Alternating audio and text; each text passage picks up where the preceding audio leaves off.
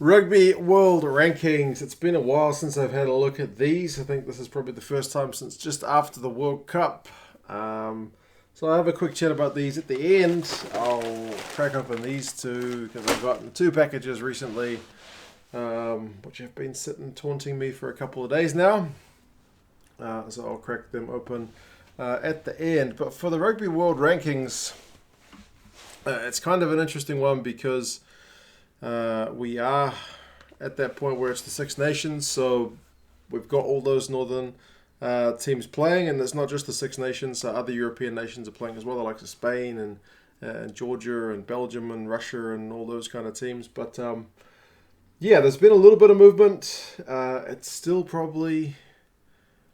It's never a perfect system, and I've been talking about it for a while. I mean, you can read how the Rugby World Rankings work on Rugby's website. I'll do a video about it one of these days to try and just break it down. But essentially, if you beat teams who are close to you or above you, then you go up. If you beat teams who are much weaker than you, you don't usually change much. That kind of stuff. So, yeah, obviously the All Blacks in South Africa have not moved because they haven't been playing. So South Africa is still world champion and number one in the Rugby World Rankings, ahead of New Zealand, who won their last game at the Rugby World Cup. So they're kind of unscathed there. England, why did I put a green arrow next to England? Because that should actually be next to Ireland, because it's Ireland that went up, not England. England are steady in third. And in terms of points, if you actually just look at the points they're on, like right now they're on 87.8. Just after the World Cup, after the final, they were on 88.82. So they're actually down slightly after that loss to France. So in that regard, it's not been great for England, but they are still the highest ranked Northern Hemisphere team, highest ranked Six Nations team, that kind of thing. Ireland are up 1 from 5. They've swapped places with Wales. So Ireland on 85.36, Wales down to 84.28. So Wales was on 85.02 and Ireland was on 84.45. So it's more or less a swap for these two teams, with Ireland beating Wales in the last round of the Six Nations. France is one of the bigger winners, undefeated from 2 games in the Six Nations, with that, I guess, kind of big home win. Big, at least in terms of it wasn't... It was predicted by some, but not by many, in terms of getting their victory over England. It was a good victory for them, and it sees them overtake Australia. If you were looking at the week-by-week world rankings, then they overtook Australia a while ago. It's just, I've put this on because it's the first big change since the World Cup. So if we look at the pre-World, well, immediately after World Cup numbers, the numbers now, France is up, whereas the Wallabies are down without having themselves changed on points because they haven't played since the World Cup. Likewise, Japan haven't moved on points, still on 79.28. Scotland are actually slightly down, having 2 losses in the Six Nations. They definitely need a win at the weekend against Italy. They were 79.23 after the World Cup. Now it's 78.58, so it's a slight drop for them. Argentina, Fiji, no change. The Georgians, in what's probably, I guess, the biggest story of this board, apart from the French overtaking the Wallabies and the Irish overtaking the Welsh, is the fact that the Georgians are now ranked above Italy. Now, if you've seen the last time these teams played, Italy got the better of the Georgians on that game, and pretty comfortably from memory. But Georgia tends to do well in that second division European competition, whereas Italy tends to not do that well in the Six Nations. So in terms of the world rankings, that's where Italy suffers. Argentina suffers a little bit as well, being the Rugby Championship. That's just kind of the way the Rugby World Rankings work. So yeah, Georgia up to 72.7. They were 71.25 and 14th after the World Cup, and that was a pretty disappointing campaign from them. Italy, they actually haven't changed. They're still 72.04. So despite having 2 losses at the Six Nations first 2 rounds, because the teams they played were quite highly ranked above them, it hasn't meant any change in their actual score. Tonga is the last one that I've managed to fit on the board on 71. .44. Again, their score hasn't changed.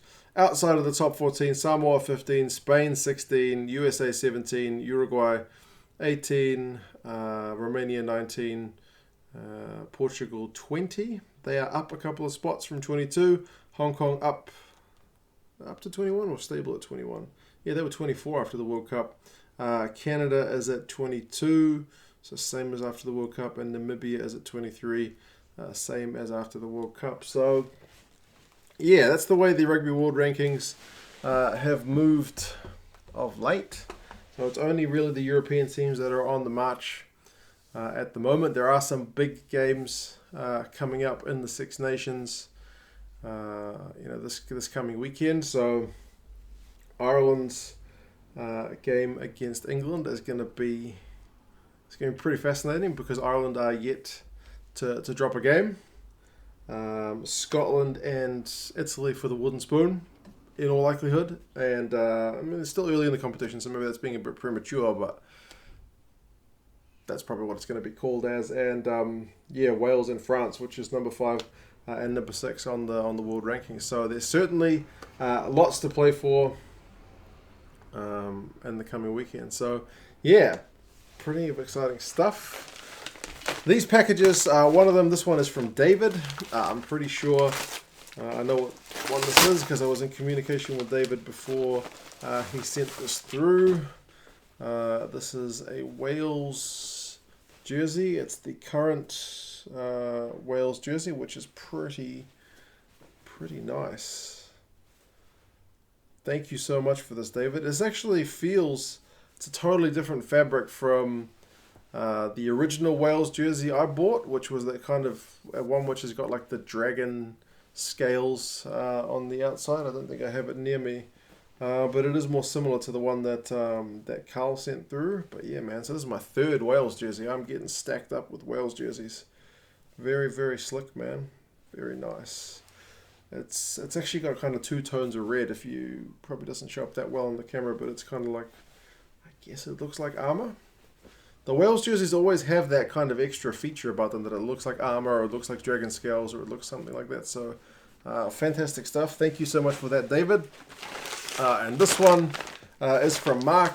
I don't actually know what this one is. It's been sitting with me for about a week.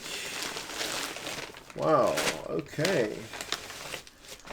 Wow. That's pretty cool. It's an Exeter Chiefs hat and an Exeter Chiefs jersey. Man, that is fantastic.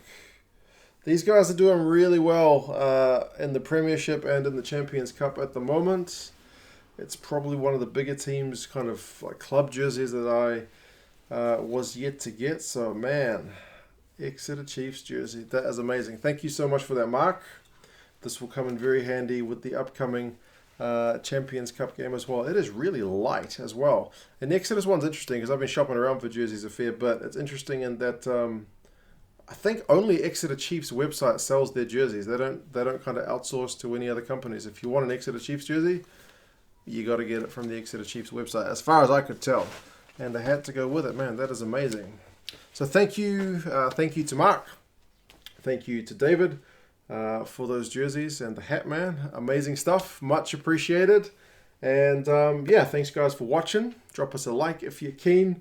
Let me know your thoughts on the rankings. Where do you think these teams sit realistically? If some of these teams were to meet each other today, do you think their rankings are fair? Do you think Australia are as low as 7? They got a new coach, so it's kind of hard to tell. We won't see them in action for a while. Would you still back Japan to beat Scotland at the moment?